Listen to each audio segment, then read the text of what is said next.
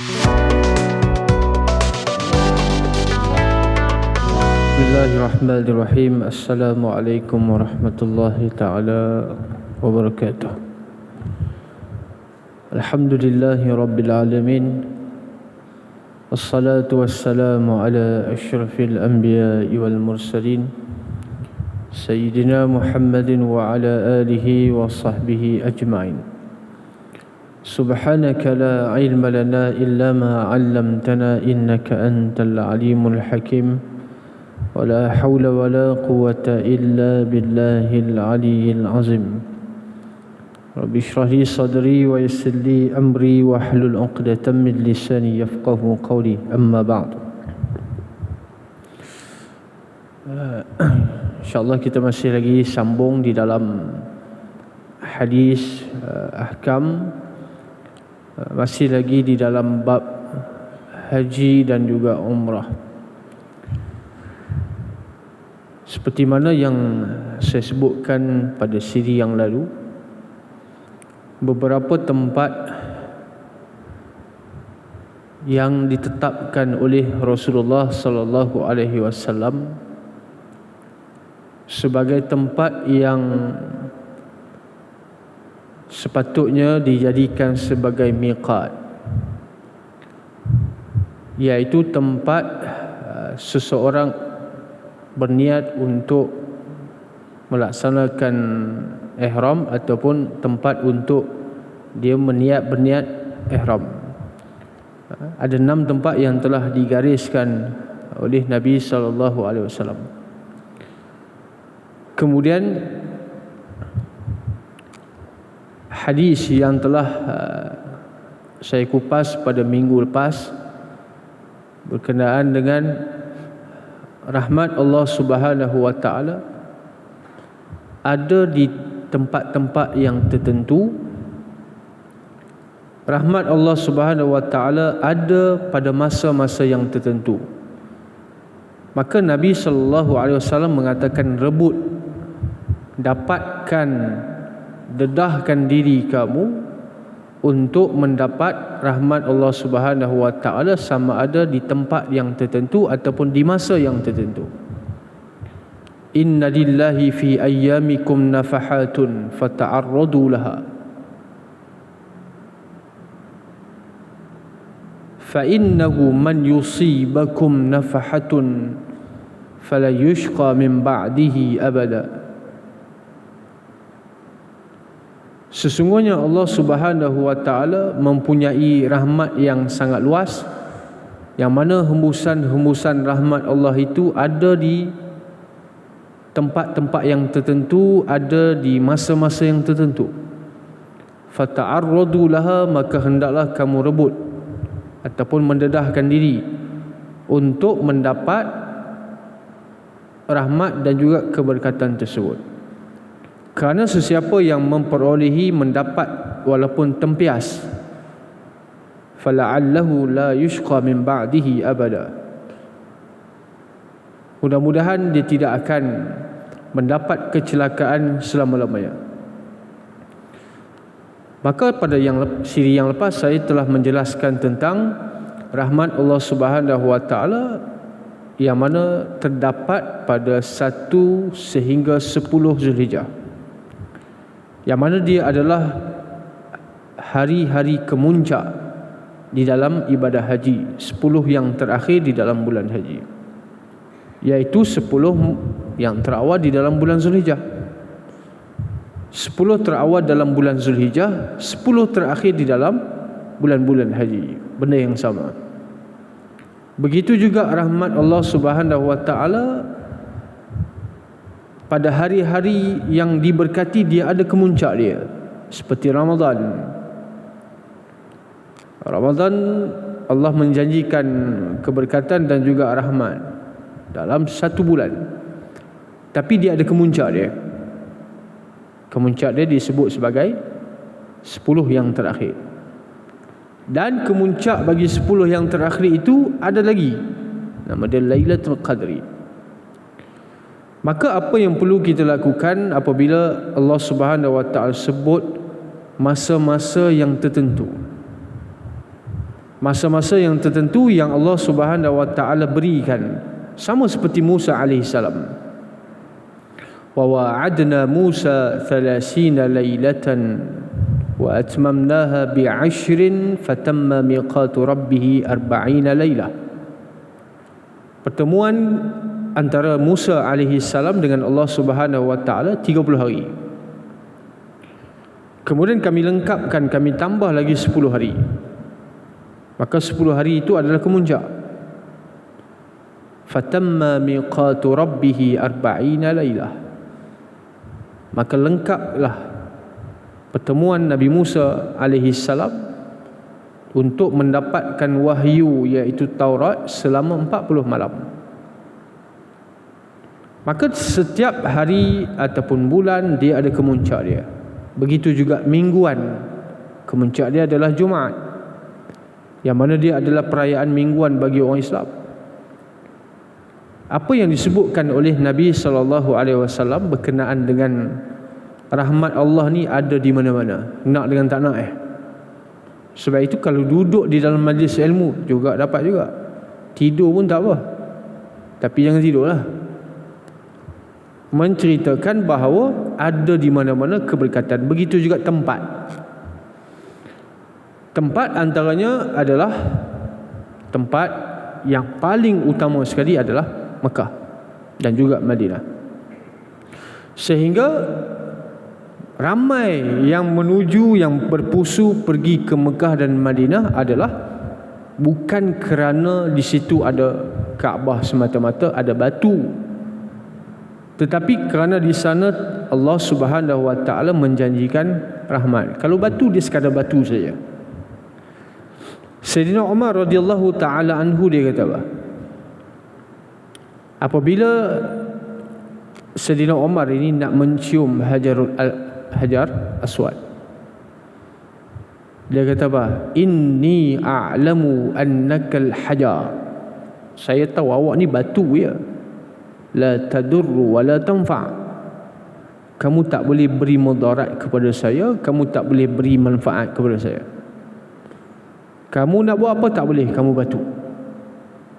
Falaula anni ra'aitu Rasulullah sallallahu alaihi wasallam qabbaltaka wa qabiltuka. Seandainya kalau saya tidak melihat Rasulullah mencium kamu, aku takkan cium. Maka aku mencium kamu, wahai batu, bukan sebab kamu batu. Kalau batu tak boleh memberi manfaat dan mudarat. Maka perbuatan Sayyidina Umar itu menunjukkan bahawa beliau melakukan sebab Rasulullah buat. Kerana itu dijamin ataupun disebutkan tentang kelebihan. Begitu juga tempat. Tempat antaranya saya sebutkan, yang pertama adalah Madinah Al-Munawwarah. Yang mana Madinah Al-Munawwarah, dalam hadis Muslim Nabi SAW mengatakan, "Faman istata'a minkum an yamuta bil madinati falyaf'al." Sesiapa yang mampu untuk meninggal, mati di Madinah. Mampu di sini dengan maksud bukan dia minta mati dekat situ sekarang, bukan. Dengan maksud dia menetap di sana dan dia berserah kepada Allah Subhanahu wa taala, kalaulah ajal saya sampai di sini, saya nak mati kat sini. Kalau bagi orang yang tidak ada harapan untuk hidup, sampai dia buat haji, buat umrah, tiba-tiba sampai di Madinah dia sakit. Sakit yang agak serius, agak yang kritikal, boleh dikatakan tidak ada harapan untuk sembuh. Maka anak-anak nak bawa balik, dia kata tak apalah, saya duduk sini. Itu maksud siapa yang mampu untuk mati di Madinah, falyaf'al. Fa inni ashfa'u liman yamutu fiha. Kerana saya memberi manfaat ataupun saya memberi syafaat bagi siapa yang meninggal dikebumikan di Baqi Al-Gharqad, di perkuburan Baqi, menunjukkan situ ada kelebihan tempat.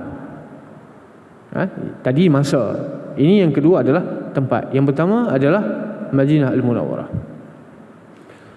Sehingga di dalam hadis Bukhari disebutkan bahawa Sayyidina Umar dia kata apa? Dia berdoa, Allahumma rzuqni syahidan fi sabilik waj'al mauti fi baladi rasulik sallallahu alaihi wasallam. Sayyidina Umar dia doa, ya Allah, rezekikan saya untuk mati di dalam perjuangan fi sabilillah, mati dalam perang. Allah makbulkan Sayyidina Umar mati dalam perang.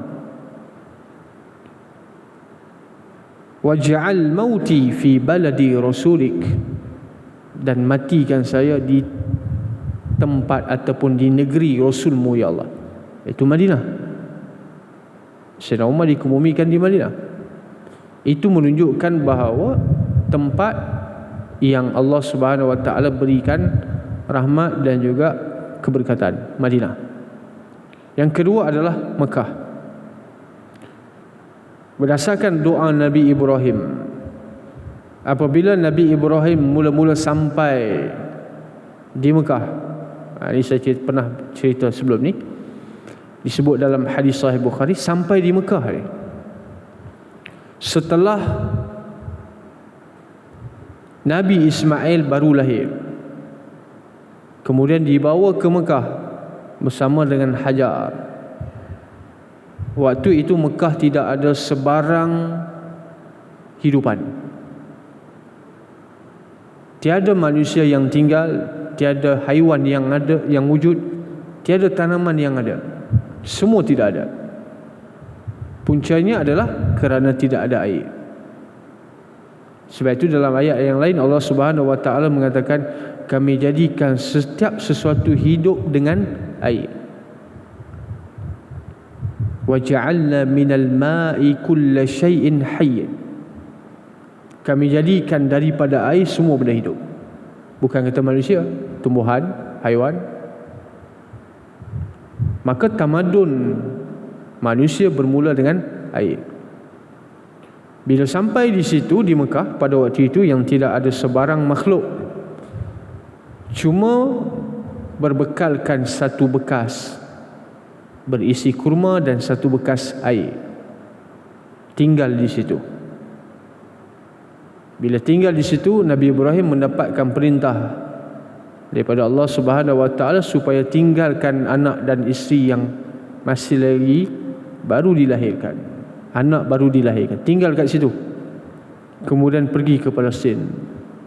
Apabila Nabi Ibrahim nak meninggalkan Siti Hajar dan juga anak, maka Siti Hajar ini dia kejar, lari pergi kepada Ibrahim. Dia kata, wahai Ibrahim, wahai Nabi Allah, sanggupkah engkau meninggalkan saya dan anak kita yang baru dilahirkan? Nabi Ibrahim ini kalau tak kental tak boleh. Kalau tidak kental, dia akan patah balik. Ini dipanggil pengorbanan. Yang pertama yang berlaku kepada Nabi Ibrahim. Bab sembelihan itu pengorbanan yang kedua. Pengorbanan yang pertama, letakkan, tinggalkan anak dan isteri di tempat yang tidak ada sebarang makhluk yang hidup. Nabi Ibrahim tidak berpaling. Kalau berpaling akan kesian kepada anak. Maka terus sehingga menaiki satu bukit, Nabi Ibrahim membaca, Rabbana inni askantu min zurriyyati biwadin ghairi zi zar'in 'inda baitikal muharram.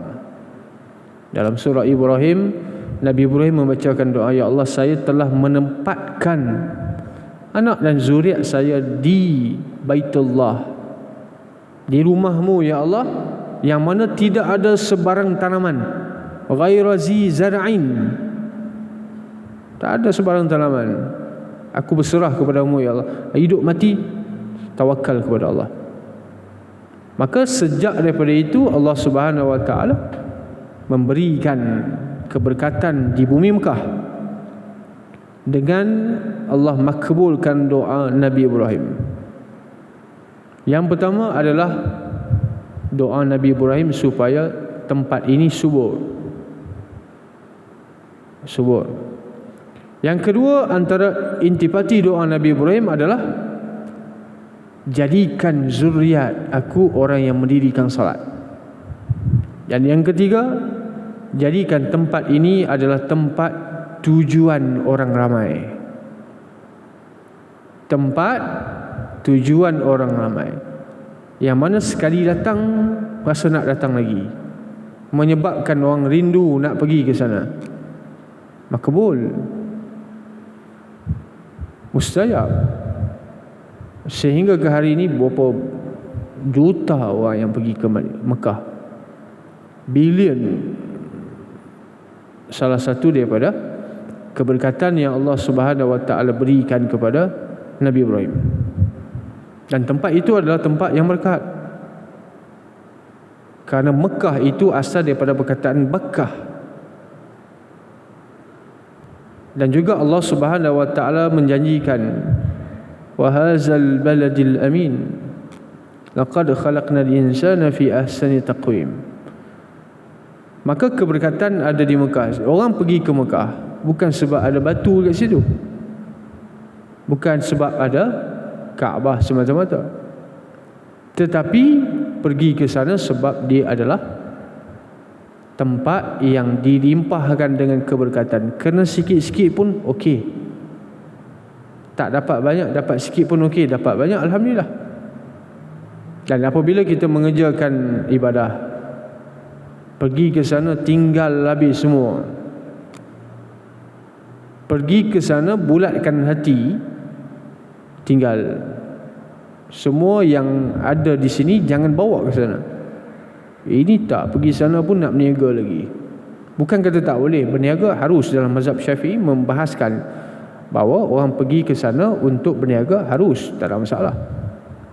Tetapi jangan sampai perkara-perkara ini boleh mengganggu konsentrasi, fokus kita di dalam melakukan ibadat.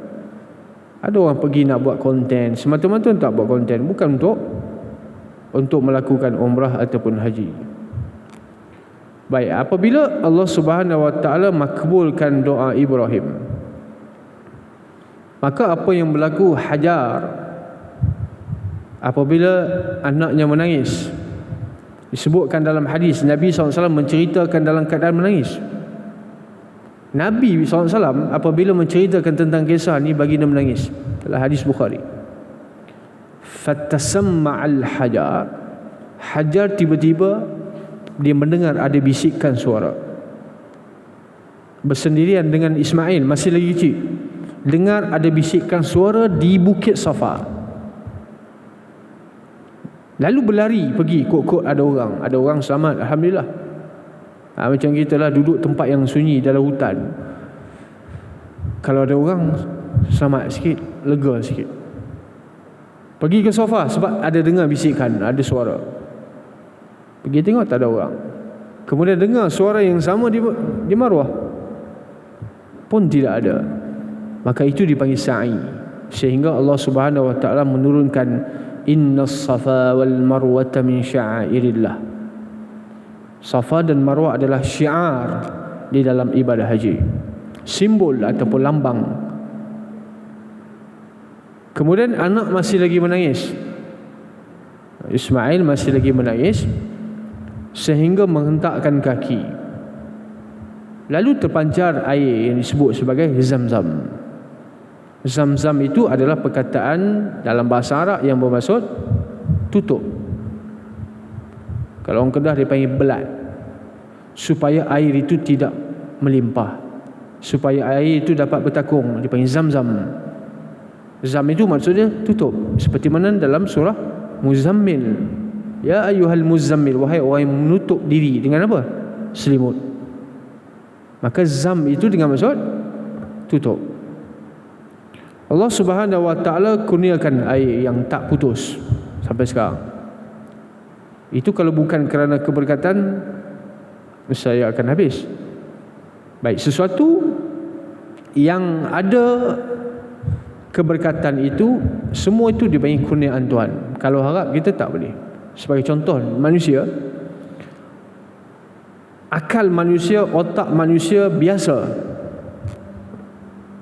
dia takkan boleh ingat sesuatu jumlah. Sebagai contoh, Al-Imamul Bukhari menghafal hadis. Yang sebut hafal hadis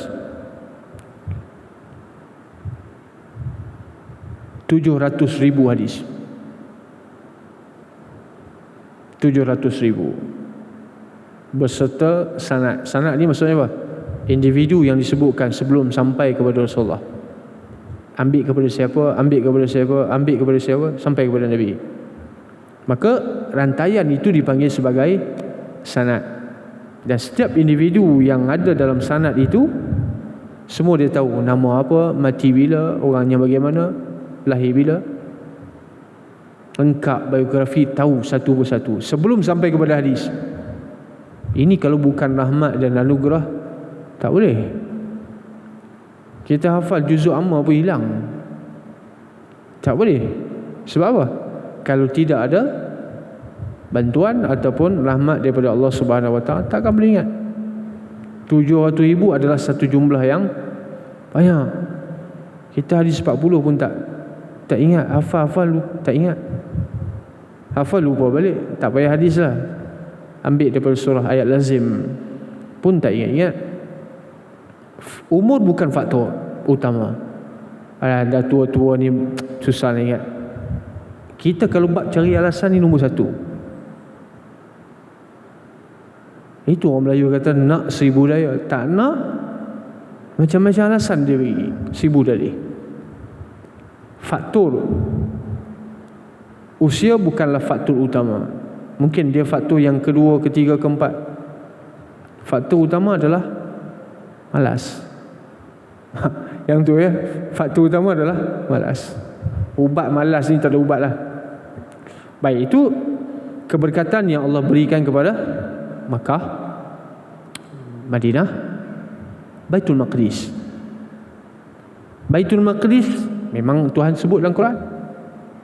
Asra bi'abdihi laylan minal masjidil aqsa, minal masjidil harami ilal masjidil aqsa alladhi barakna haulah, yang kami berikan keberkatan. Bahkan Nabi mengatakan la tushaddur rihal illa fi salasati masajidah. Jangan musafir. Kalau nak musafir, yang afdal 3 tempat: Masjidil Haram, Masjid Nabawi, Al-Aqsa. 3 tempat ni dapat pahala. Maka keberkatan itu ada di mana-mana. Dalam masjid sudah tentu ada keberkatan. Maka Nabi kata ta'arradu, hendaklah kamu dedahkan diri, kamu bawa diri kamu pergi kat situ. Kerana rahmat Allah Subhanahu Wa Taala ghalabat ghadabi. Tuhan kata apa? Rahmat aku mengatasi kemurkaan. Maksudnya, contoh, saya marah, tapi marah saya tu 20% ya. Kesian saya tu 80%. Antara marah dengan kesian itu kesian itu mengalahkan kemarahan. Itu maksud Allah Subhanahu Wa Taala sebut dalam hadis kursi, rahmat aku mengalahkan kemurkaan aku. Marah-marah juga tapi kesian tu ada. Itu dipanggil Ar-Rahim, sifat rahmat daripada Allah Subhanahu Wa Taala. Baik, kemudian baru nak masuk hadis hari ni.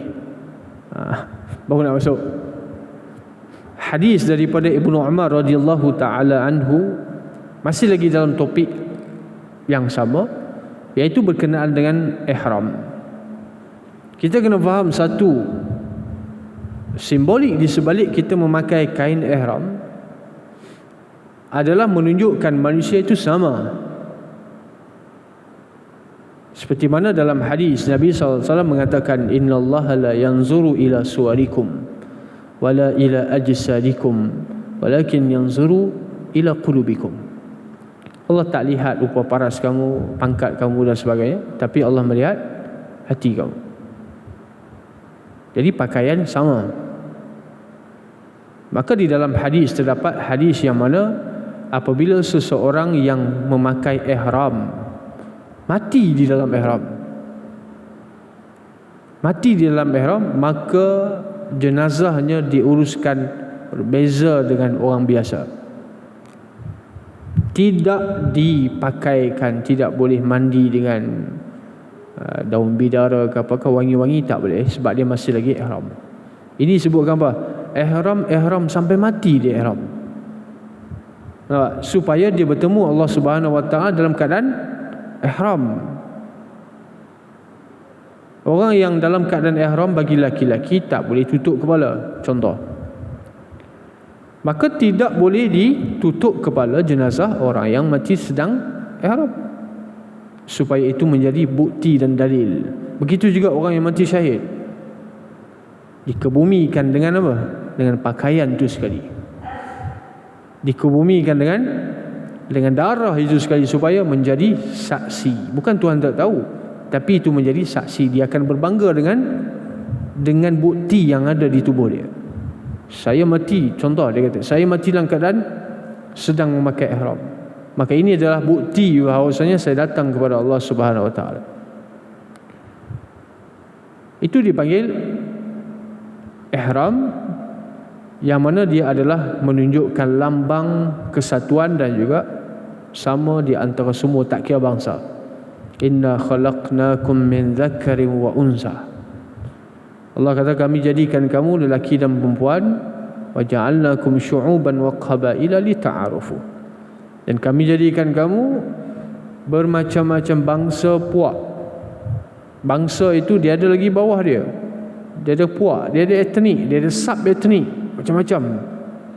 Kesemua itu adalah lita'arufu. Bukan menunjukkan kelebihan, tak. Adakah kelebihan pada bangsa? Saya Melayu, saya lebih daripada India, lebih daripada Cina? Tak ada kelebihan. Kalau begitu dipanggil asabiyah. Nabi SAW menghapuskan asabiyah. Asabiyah ni dia panggil apa? Fanatik. Fanatik kepada bangsa, keturunan dan sebagainya. Kemudian Allah Subhanahu Wa Taala mengatakan, inna akramakum indallah atqakum. Orang yang paling mulia di sisi Allah adalah takwa. Maka takwa ni apa benda takwa ni? Nak disebutkan sebagai muttaqin, dia kena ada dua elemen. Yang pertama iman, yang kedua amal. Seorang yang beriman dan beramal soleh baru layak disebut sebagai muttaqin. Kalau beriman tapi tidak beramal soleh, maka dipanggil mukmin, tidak muttaqin. Maka muttaqin ini adalah sifat yang paling tinggi sekali. Dipanggil takwa. Jadi Allah Subhanahu Wa Taala hanya melihat keimanan, ketakwaan seseorang. Yang luar itu manusia yang pandang. Baik, itu simbolik di sebalik kita melakukan ataupun memakai pakaian ihram. Ibnu Umar mengatakan, ma ahalla Rasulullah sallallahu alaihi wasallam illa fil masjid. Ini tentang apa? Satu ibadat yang ada di dalam haji dan umrah. Haji dan umrah semua tentang perbuatan. Haji dan umrah semua tentang perbuatan. Zikir-zikir semua sunat. Yang penting buat dengan perbuatan. Ada satu perkataan yang disebutkan sebagai zikir, disebut sebagai talbiyah. Maksud di sebalik talbiyah ini adalah menunjukkan bahawa kita adalah sebagai hamba yang datang kepada Allah Subhanahu Wa Taala. Simbolik saja, bukan kita datang kepada Tuhan, Tuhan duduk di Mekah, tak. Bukan Tuhan duduk di Kaabah, tetapi adalah simbolik. Macam kita sebut Baitullah, rumah Allah, bukan Allah ada di situ. Tetapi itu adalah menunjukkan keagungan, kebesaran. Dalam satu hadis, Ibnu Umar mengatakan bahawa talbiyah Rasulullah SAW adalah labbaik Allahumma labbaik, labbaik la syarika laka labbaik, innal hamda wan ni'mata laka wal mulk la syarika lah. Bila kena baca ni? Apabila seseorang berniat ihram haji, maka mula dia niat ihram, sunat dia baca dengan meninggikan suara. Kerana Nabi mengatakan atani Jibril, telah datang Jibril kepada saya. Lalu Jibril mengatakan kepada saya, mur ashabaka bil talbiyati, perintahkan sahabat kamu baca talbiyah, an yarfa'u aswatahum, dengan meninggikan suara. Jangan talbiyah malu-malu. Talbiyah malu-malu senyap ya. Sunat dibacakan dengan jahat, dibaca dengan kuat menurut majoriti ulama. Kerana maksud di sebalik talbiyah itu menunjukkan bahawa kita datang menunaikan ibadah haji. Labbaika, aku datang kepadamu ya Allah. Kemudian ditutup dengan apa? La syarika lak, tidak ada sebarang sekutu bagimu ya Allah. Menunjukkan apa? Kita datang ke Mekah bukan Tuhan duduk di Mekah. Itu sekutu dia baik. Kita datang di Mekah mengiling-ilingi Kaabah, melakukan tawaf, bukan kita menyembah Kaabah. Itu sekutu nama dia. Itu syirik, seperti mana yang berlaku dalam kalangan orang jahiliah. Mereka meletakkan patung-patung berhala di sekitar Kaabah. Mereka meletakkan patung-patung berhala sepanjang perjalanan Safa dan Marwah. Banyak patung di situ. Maka apabila melaksanakan ibadah sa'i, para sahabat enggan untuk melakukan sa'i sebab patung banyak lagi. Patung berhala masih lagi banyak antara Safa dan Marwah. Maka apabila melakukan ibadah, mereka enggan untuk sa'i kerana takut dianggap sebagai membesarkan patung-patung yang ada di situ. Maka Allah turunkan ayat, innas safa wal marwata min sya'airillah faman hajjal baita aw i'tamara fala junaha alaihi an yattawafa bihima. Tidak menjadi kesalahan kamu melakukan sa'i antara Safa dan Marwah walaupun patung itu masih lagi wujud, kerana bukan kamu menyembah patung. Yang penting adalah iman. Sebab itu melakukan ibadat, syarat dia mesti mengenal tauhid. Kalau beribadah tanpa mempunyai akidah yang kukuh, menyebabkan ada satu kisah. Ada orang yang pergi menunaikan haji. Dia mu'alaf masuk Islam, lepas tu pergi menunaikan haji, balik daripada haji murtad. Balik daripada haji keluar Islam. Sebab apa? Sebab dia kata ustaz lu ajar tidak boleh syirik kepada Allah Subhanahu Wa Taala, tapi pergi Mekah sembah batu. Balik dia keluar daripada Islam. Dia kata sama je. Cakap tak boleh sembah berhala, tapi sembah batu, sembah Kaabah, cium Hajarul Aswad, melontar batu, kutip, semua batu lah. Semua batu. Kaabah batu, Hajar Aswad batu, melontar jamrah batu, duduk di Arafah pun bukit batu, semua batu. Balik dia murtad. Kerana apa? Kerana dia buat ibadat tetapi tidak mempunyai akidah yang betul. Kalau orang mempunyai akidah yang betul, itu bukan menunjukkan Tuhan duduk di situ. Sebab tu dalam membaca talbiyah kita baca la syarika lak. Ini talbiyah Nabi. Nabi SAW membaca talbiyah bermula daripada berniat ihram. Ini bagi orang buat haji, sampailah melontar jimar ataupun jamratul aqabah. Last stop baca talbiyah. Bagi orang yang menunaikan ibadah umrah, Nabi SAW mengatakan mula membaca talbiyah dengan meninggikan suara apabila niat ihram, sehingga melakukan tawaf. Habis tawaf selesai, tidak ada lagi talbiyah. Maka talbiyah ini adalah sunnat menurut majoriti ulama. Tidak ada satu amalan di dalam haji dan umrah yang diwajibkan dengan ucapan. Semuanya adalah perbuatan. Dalam hadis yang lain Nabi mengatakan apabila disoal kepada Rasulullah, ayyul hajjil afdalu ya Rasulullah, apakah haji yang afdal? Macam mana haji yang afdal? Nabi kata apa? Al-hajju sajju wal ajju. Al-hajjul ajju was sajju. Itu semua jim belakang kan. Tapi makna yang berbeza. Ini Nabi pakar bahasa, terutama bahasa Arab. Nabi kata haji itu adalah al-ajju. Ajju itu adalah raf'us saut, meninggikan suara. Meninggikan suara apabila bertalbiyah. Dan orang yang melakukan ibadah haji ni jangan cakap benda pelik-pelik.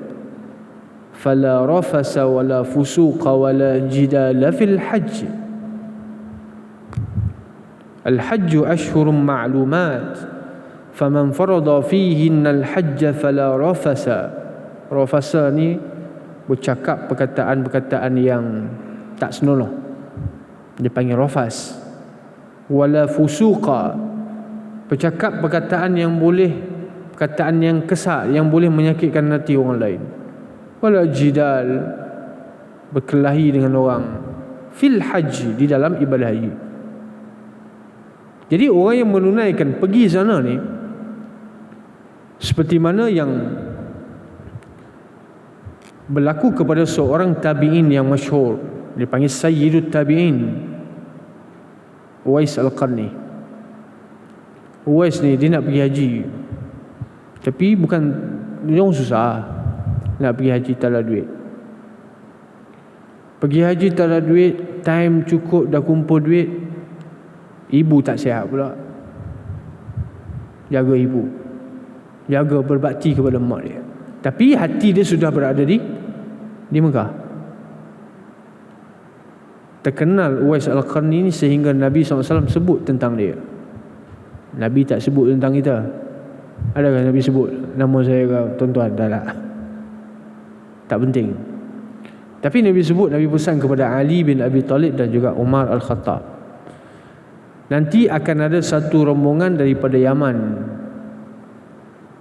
Dalam ramai-ramai itu kamu cari seorang nama dia Uwais.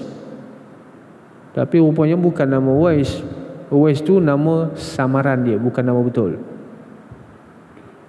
Bila kamu jumpa dia, kamu lihat di belakang bahu dia tu ada satu kesan penyakit yang, dia ada penyakit yang mana penyakit itu seperti penyakit sopak, penyakit kulit. Allah Subhanahu Wa Ta'ala sembuhkan kecuali satu tempat sebesar duit syiring. Nabi kata kamu jumpa, kamu cari mencet situ. Dan bila kamu jumpa dia, minta doa kepada dia. Oh, hebat. Dia tak pernah jumpa Nabi pun. Dia bukan sahabat, dia tabi'in. Maka Umar Al-Khattab dan juga Ali bin Abi Talib tunggu, tanya-tanya. Akhir pendekkan cerita, jumpa. Lalu diberitahu kepada Uwais Al-Qarni apa yang disampaikan oleh Rasulullah. Maka Uwais Al-Qarni dia kata, saya tahu lama lah. Dia kata, saya dah tahu. Macam mana tu? Sedangkan sama-sama belum pernah berjumpa. Dia diangkat ataupun dimuliakan oleh Allah Subhanahu Wa Ta'ala sebab bukan dia buat haji. Uwais dimuliakan oleh Allah bukan sebab dia ibadat banyak, bukan dia orang pergi umrah setiap tahun ke, buat korban ke, tak, sedekah banyak, tak. Dia dimuliakan oleh Allah Subhanahu Wa Ta'ala sebab dia berbakti kepada ibu dia. Dimuliakan sehingga nama dia dikenali oleh para malaikat sebab dia berbakti kepada mak dia. Itu sebab tu dalam hadis Nabi SAW mengatakan, ridallah fi ridal walidain wa sakhatallah fi sakhatil walidain. Keredaan Allah terletak pada kedua ibu bapa, begitu juga kemurkaan Allah Subhanahu Wa Ta'ala terletak pada kemurkaan manusia. Kecuali ada seorang sahabat yang bernama Sa'ad bin Abi Waqqas. Sa'ad bin Abi Waqqas dia peluk Islam. Ibu dia tak peluk Islam. Lalu ibu dia memaksa supaya Sa'ad meninggalkan Islam. Maksudnya suruh murtad lah. Sa'ad ni tak mau. Lalu ibu dia mengatakan, kalau kamu tidak mau meninggalkan Islam, maka ibu akan mogok. Mak dia nak protes. Mak dia tak makan tak minum, berjemur tengah panas. Ingat Sa'ad ni akan simpati. Rupanya tak. Sehingga Allah turunkan ayat dalam surah Luqman, wa in jahadaka ala an tusyrika bi ma laysa laka bihi ilmun fala tuti'huma wa sahibuhuma fid dunya ma'rufa. Kalau kamu dipaksa untuk syirik kepada Allah Subhanahu wa taala oleh kedua ibu bapa kamu, jangan taat. La ta'ata fi ma'siyatil khaliq. Tidak ada sebarang ketaatan kepada melakukan maksiat kepada Allah Subhanahu wa taala. Last sekali akhirnya ibu dia pun masuk Islam. Kerana dia kagum dengan apa? Ketegasan yang ada kepada anak dia. Baik, yang saya sebutkan tadi adalah lafaz talbiyah daripada Nabi sallallahu alaihi wasallam. Panjang, semua boleh ingat rasanya. Ada satu lafaz talbiyah daripada sahabat. Labbaika haqqan haqqa. Labbaika muta'ammidan riqqa. Pendek tapi orang tak pernah baca yang ni lah. Jadi semua saya cerita, ini adalah lafaz talbiyah daripada salah seorang sahabat Nabi sallallahu alaihi wasallam. Tapi yang afdal sudah tentu daripada Nabi sallallahu alaihi wasallam. Baik, yang kita baca la ilaha, takbir raya kita baca. Takbir raya yang kita baca itu, asbab ataupun sebab ditakbir begitu adalah sewaktu berlaku peperangan Ahzab. Wa hazamal ahzaba wahdah. Perang Ahzab ataupun perang Khandaq, Nabi SAW melafazkan talbiyah tersebut. Dan dalam hadis disebutkan idza faragha min talbiyati. Dalam hadis yang telah diriwayatkan oleh Daruqutni mengatakan, sahabat mengatakan apabila Nabi SAW selesai daripada melafazkan talbiyah, Nabi doa minta apa? Minta syurga yang pertama, minta redha wal jannata wasta'adha. Nabi SAW minta supaya diberikan keredaan, minta supaya diberikan rahmat daripada Allah Subhanahu wa taala. Apabila orang yang melakukan ibadah haji, sudah tentu yang paling besar, yang paling besar adalah wukuf di Arafah. Wukuf di Arafah adalah perayaan orang buat haji. Wukuf tu dah macam raya dah. Kenapa? Kerana hari itu orang yang berwukuf di Arafah, Nabi kata itqun minan nar, bebas daripada api neraka. Maka perayaan bagi orang merayakan, mengerjakan ibadah haji adalah wukuf. Maka sebab itu mereka tidak berpuasa. Perayaan bagi orang yang tidak mengerjakan ibadah haji adalah 10 Zulhijjah. Maka sebab itu tidak dibenarkan berpuasa pada hari itu, dan juga disunatkan untuk melaungkan takbir. Baik, jadi sekadar itu masa pun tak mengizinkan. Kalau kuliah saya mesti masa cepat, kuliah orang lain masa lambat. Wallahu subhanahu wa ta'ala alam. Bismillahirrahmanirrahim. Allahumma atina rahmatan min 'indika wa 'allimna min ladunka 'ilma. Rabbana atina fid dunya hasanah wa fil akhirati hasanah wa qina azabannar. Wassallallahu alaihi wa sallam. Alhamdulillahirabbil alamin.